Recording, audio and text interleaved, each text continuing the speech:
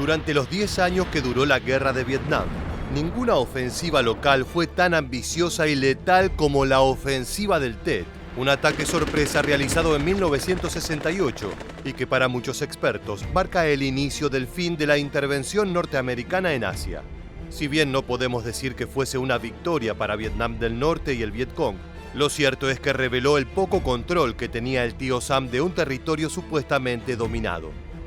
En este nuevo video de Historia Militar, vamos a conocer la compleja operación en 3 fases, pero también las vivencias de los soldados norteamericanos que en muchos casos tuvieron su bautismo de fuego durante este episodio. Así fue la ofensiva del Tet en palabras de los combatientes. Para 1968 la Guerra de Vietnam llevaba en curso varios años y la expectativa de una incursión rápida había quedado sepultada bajo la dura realidad. La jungla y las voluntades locales no eran un obstáculo fácil de superar. En ese contexto, el gobierno de Vietnam del Norte preparó una ofensiva meticulosa que podría ser una estocada letal a las fuerzas de la coalición estadounidense, la ofensiva del Tet. En pocas palabras, durante la festividad de Año Nuevo vietnamita, conocida como el Tet, las fuerzas del norte junto a la guerrilla del Vietcong lanzaron un ataque sorpresa sobre varios puntos estratégicos, incluida la capital, Saigón. La estrategia fue dividida en 3 fases, incluyendo un periodo de distracción para dispersar a las fuerzas de Estados Unidos y Vietnam del Sur. En las semanas previas, el gobierno de Vietnam del Norte ofreció nuevas propuestas de paz al gobierno norteamericano, haciendo suponer que no se planeaban nuevos ataques a gran escala. El 30 de enero de 1968 comenzó la primera fase de la ofensiva del Tet. Soldados comunistas se infiltraron entre los campesinos de 6 provincias para después atacar los edificios gubernamentales y cuarteles con armas importantes. En la madrugada del 31, 84.000 combatientes norvietnamitas reanudaron los ataques por todo el país. El 1 de febrero los comunistas ya estaban dentro de Saigón y habían atacado 36 de las 44 capitales provinciales, 5 de las 6 ciudades autónomas y más de un cuarto de las capitales de distrito. Aprovechando el contexto festivo durante los fuegos artificiales de Año Nuevo, fueron atacados los principales cuarteles militares, la emisora nacional de radio, el cuartel general de Vietnam del Norte y varias embajadas.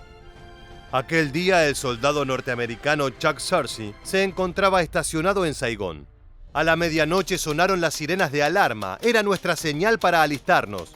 Salimos de nuestras habitaciones quejándonos, suponiendo que se trataba de un simulacro y en 15 minutos estaríamos de vuelta en la cama.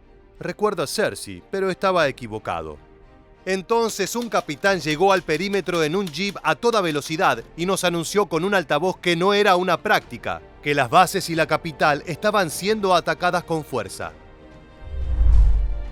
Si bien estos ataques del Tet fueron totalmente sorpresivos y efectivos, también fueron una invitación para que Estados Unidos libere todo su poder de fuego sin ningún tipo de discreción. Una invitación que los furiosos y frustrados soldados no iban a rechazar. El ejército norteamericano junto a las fuerzas survietnamitas atacaron con artillería, tanques y helicópteros. Se golpeó con todo el poder causando una destrucción inmensa en todos los objetivos. El radiooperador norteamericano Paul Dwyer señala: "Aún lo recuerdo claramente, tuve que ordenar ataques aéreos en el otro lado de Hue y lanzaron napalm, todo estaba en llamas. Los enemigos venían hacia nosotros y con el fuego a sus espaldas parecía que emergían del infierno. Los combates resultaron muy duros y la destrucción que sufrieron las ciudades por el empleo de armas pesadas fue inmenso. El ejemplo más dramático lo constituyó la ciudad imperial de Hue, que quedó prácticamente arrasada. Pero salvo casos como ese, en pocas horas o algunos días a más tardar, la totalidad de lo perdido estaba recuperado". La segunda fase de la ofensiva inició durante la madrugada del 4 de mayo, cuando unidades comunistas avanzaron con la misión de eliminar 119 objetivos en todo el sur de Vietnam, incluyendo Saigón. Sin embargo, esta vez la inteligencia aliada estaba mejor preparada. 13 batallones del Vietcong lograron penetrar la barrera y una vez más el caos reinó en la capital, provocando grandes combates que resultaron en bajas importantes en ambos bandos. Los comunistas volvieron a Saigón el 25 de mayo y lanzaron una segunda ola de ataques a la ciudad. Durante esta serie de ofensivas, el Vietcong ocupó 6 pagodas budistas bajo la creencia errónea de que serían inmunes a la artillería y ataques aéreos. La fase 3 de la ofensiva comenzó el 17 de agosto y solo participaron las fuerzas de Vietnam del Norte. La ofensiva principal fue precedida por ataques a pueblos fronterizos, que se iniciaron con el fin de remover a las fuerzas de defensa de las ciudades. Saigón fue azotada de nuevo durante esta etapa, pero los ataques eran menos sostenidos y una vez más fueron fácilmente repelidos. La capital era un punto constante por la presencia de bases aéreas. El soldado Dave Garrod se encontraba en la base Tan Son Nhut, donde experimentó el infierno. En uno de los ataques se encontró con un tanque destruido por una granada autopropulsada. Dentro había un soldado herido que no podía moverse, sus piernas estaban destrozadas. Como soy pequeño y delgado, me metí en el tanque y lo puse en mis hombros. Logré sacarlo, recuerda Garrod. Más tarde, cuando el combate se calmó y Garrod pudo sentarse a tomar agua, notó algo extraño en su ropa. Cuando miré mi chaqueta, había un trozo de carne quemada de aquel soldado. Son imágenes que se quedan en tu mente para siempre. La tercera ofensiva fue feroz, pero tras 5 semanas de lucha volvió a ocurrir lo mismo. El poder de fuego de Estados Unidos se impuso y Vietnam del Norte no logró mantener ninguna de sus conquistas. El saldo mortal fue de 4.125 norteamericanos, 15.000 survietnamitas y 45.000 soldados en la coalición de Vietnam del Norte y el Vietcong. Era la primera vez que la fuerza comunista decidía tomar grandes ciudades e instalaciones militares de Vietnam del Sur, en un intento por infligir un golpe fatal al ejército estadounidense que respaldaba al gobierno survietnamita e inspirar una revolución popular en la región. Nadie tenía la menor idea de que algo así podía ocurrir. En años anteriores, la época del Año Nuevo del Tet había sido como un tiempo de tregua y la gente se iba de viaje. Yo había regresado a Saigón ese mismo día. Recuerda el periodista de la BBC Julian Pettiford, quien se encontraba en las inmediaciones del Palacio Presidencial de Saigón cuando este fue atacado. Fue una movida que desconcertó a las tropas de Estados Unidos, que pocos meses antes habían enviado un mensaje tranquilizador a sus ciudadanos.